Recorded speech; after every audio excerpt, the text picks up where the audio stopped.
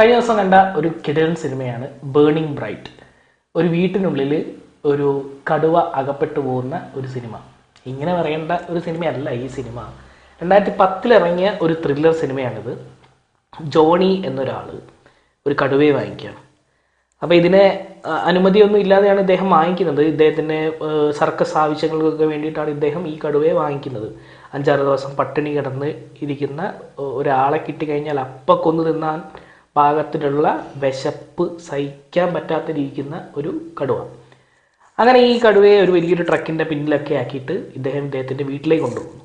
വീട്ടിൽ ഇദ്ദേഹത്തിൻ്റെ 2 കുട്ടികളാണുള്ളത്, കെല്ലിയും Tom. Tom ആണെങ്കിൽ കുറച്ച് മാനസികമായിട്ട് പ്രശ്നമുള്ള ഒരു കുട്ടിയാണ്. കുറച്ചുകൂടി സ്പെഷ്യൽ കെയർ വേണ്ടുന്ന ഒരു കുട്ടിയാണ്. അധികം വാശി പിടിക്കുന്ന രീതിയിലുള്ള ഒരു കുട്ടിയാണ്. സർക്കിട്ട് സിനിമയിലൊക്കെ ഉള്ളൊരു പയ്യനെ കണ്ടിട്ടില്ലേ, അതേപോലത്തെ ഒരു പയ്യനാണ്. അപ്പോൾ കെല്ലി അത്യാവശ്യം മുതിർന്ന ഒരു പെൺകുട്ടിയാണ്. അപ്പോൾ ഇവളാണ് ഈ തൻ്റെ അനിയനെ പൊന്നുപോലെ നോക്കുന്നത്. പക്ഷേ അനിയൻ്റെ പല കാര്യങ്ങളിലും കെല്ലിക്ക് ചിലപ്പോൾ ഭയങ്കര ദേഷ്യം പിടിക്കാറുണ്ട്.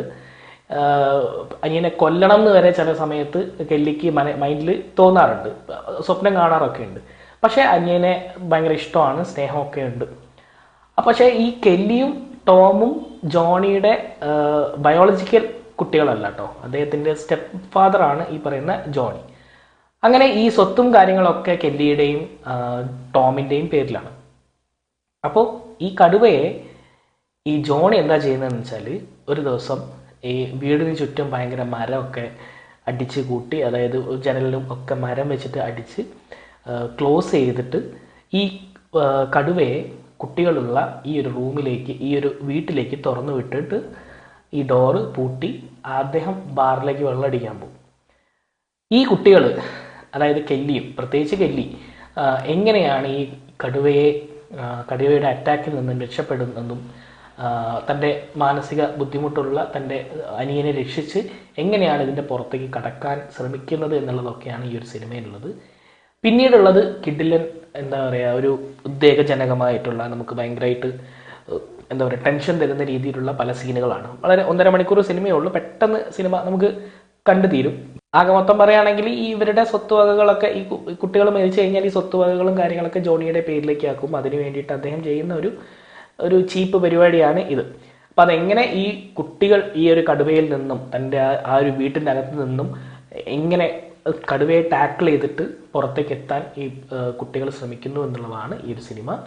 കാണാൻ താല്പര്യമുള്ളവർ തീർച്ചയായിട്ടും കാണുക. എനിക്കിതൊരു ആവറേജ് അനുഭവമാണ് ഉണ്ടായത്. കാരണം കുറേ സീനുകൾ ഇങ്ങനെ റിപ്പീറ്റ് അടിച്ചിട്ട് കടുവയെ തോൽപ്പിക്കാൻ നോക്കുന്നു, പക്ഷേ ചീറ്റിപ്പോകുന്നു. കടുവയെ തോൽപ്പിക്കാൻ നോക്കുന്നു, ചീറ്റിപ്പോകുന്നു. കടുവയെ കുറച്ചൊരു ഐഡിയ ഉപയോഗിച്ചിട്ട് വഴി മാറ്റി വിടാൻ ശ്രമിക്കുന്നു, പക്ഷേ ചീറ്റിപ്പോകുന്നു. അങ്ങനെ ഒരുപാട് ചീറ്റിപ്പോവലുകളാകുന്ന സമയത്ത്, അവസാനം വരെ ചീറ്റിപ്പോവലുകളാകുന്ന സമയത്ത് ഒരു അരോചകമായിട്ട് തോന്നി. എങ്ങനെ വന്നാലും കടുവയെ തീർക്കാൻ പറ്റാത്ത ഒരു രീതിയിലായിപ്പോയി. പിന്നെ കടുവയുടെ ഒറിജിനൽ കടുവയാണെന്ന് ഉപയോഗിച്ചിരിക്കുന്നത് സിനിമയിൽ. പക്ഷേ കടുവയുടെ ഒരുപാട് അറ്റാക്കും കാര്യങ്ങളൊന്നും സിനിമയിൽ അങ്ങനെ ക്ലോസപ്പ് ആയിട്ട് കാണിക്കുന്നില്ല. കടുവ ഇങ്ങനെ ചാടി മറിഞ്ഞ് ഇങ്ങനെ എന്തൊക്കെയോ കളിക്കുന്നു എന്നല്ലാതെ കടുവ എൻ്റെ അറ്റാക്ക് ചെയ്യുന്നത് ലൈഫ് ഓഫ് പൈലൊക്കെ ഉള്ളതുപോലെ കടുവയുടെ ആ ഒരു എസ്തറ്റിക് വ്യൂവും അതിൻ്റെ ആ ഒരു ക്ലോസപ്പ്, അതിൻ്റെ ഇമോഷൻസുകളും അതിൻ്റെ ഒരു ഘോരമായിട്ടുള്ള അതിൻ്റെ ഒരു ചീറി അടുത്തേക്ക് വരുന്നതും ഒക്കെ കാണിച്ചിരുന്നെങ്കിൽ കുറച്ചും കൂടെ എൻഗേജിങ് ആയേനെ എന്ന് എനിക്ക് തോന്നി. അപ്പോൾ താല്പര്യമുള്ളവർ കാണുക. ബേണിംഗ് ബ്രൈറ്റ് എന്ന് പറഞ്ഞ ഒരു ബന്ധമില്ലാത്തൊരു പേരും, ബേണിംഗ് ബ്രൈറ്റ് എന്ന് പറയുന്ന ഒരു കടുവയെ കുട്ടികൾ കുടുങ്ങുന്നത് പോലെ ഹണ്ട് അല്ലെങ്കിൽ ട്രാപ്പ് അങ്ങനെയൊക്കെ ആണെങ്കിൽ പിന്നെയും കുറച്ചും കൂടെ ഒരു കണക്ഷൻ ഉണ്ടായേനെ. പക്ഷെ ബേണിംഗ് ബ്രൈറ്റ് എന്ന് പറയുന്ന ഒരു പേരും എനിക്ക് അത്ര ഒരു ഇഷ്ടപ്പെട്ടില്ല. ഈ ഒരു സിനിമയ്ക്ക് യോജിച്ചതാണെന്ന് എനിക്ക് തോന്നുന്നില്ല. അപ്പോൾ താല്പര്യമുള്ളവർ കാണുക. നാളെ മറ്റൊരു എപ്പിസോഡിൽ മറ്റൊരു ഡോൾസുമായിട്ട് വരാം. Guys, see U.